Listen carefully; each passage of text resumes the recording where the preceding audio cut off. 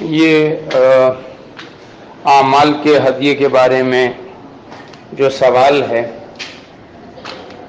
اس کے متعلق میں اتنا عرض کروں گا کہ شریعت مطہرہ میں ہر عمل کے لیے کچھ قوانین ذکر کیے گئے ہیں۔ آپ علیہ الصلوۃ والسلام کی خدمت میں کچھ سائلین آئے جنہوں نے اپنے مردگان کے بارے میں پوچھا کہ آیا ہم ان کی طرف سے عمل کر لیں اور ان کو ثواب کا ہدیہ، اس متعلق بہت ساری روایات موجود ہے کہ ثواب کا ہدیہ مردگان کے لیے یہ بالکل صحیح ہے اور ایسا کیا جا سکتا ہے۔ زندوں کے بارے میں آپ علیہ الصلوۃ والسلام کی احادیث مطہرہ میں دو باتیں ہیں۔ ایک، آپ نے فرمایا کہ جو دعا قبولیت کے قریب ہے وہ دعا ہے جو آدمی اپنے بھائی کے لیے بظاہر الغیب پیٹھ پیچھے کرے۔ گویا کہ زندوں کے لیے ایک چیز جو ہے وہ دعا ہے۔ آپ علیہ الصلوۃ والسلام نے عمر کو عمرے کے لیے رخصت کرتے ہوئے فرمایا لا تنسانا فی دعائک یا اخی، اے بھائی ہمیں اپنی دعاؤں میں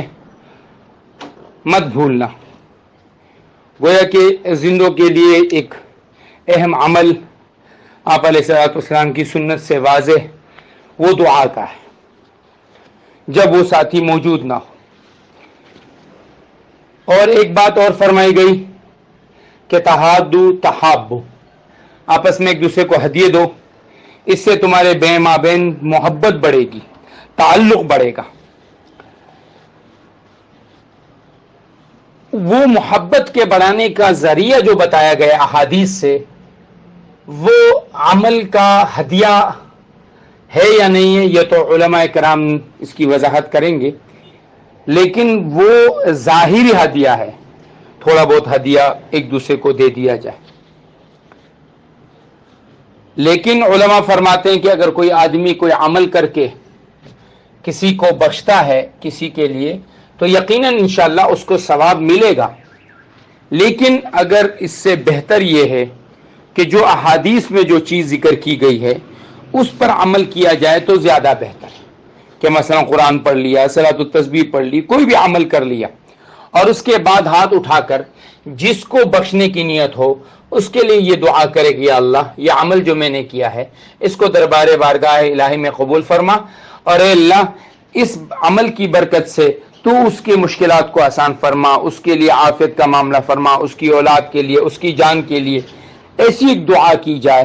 تو میرے خیال میں یہ عمل بنسبت اس کے زیادہ بہتر ہوگا۔ اور میری گروپ کے تمام ساتھیوں سے درخواست ہے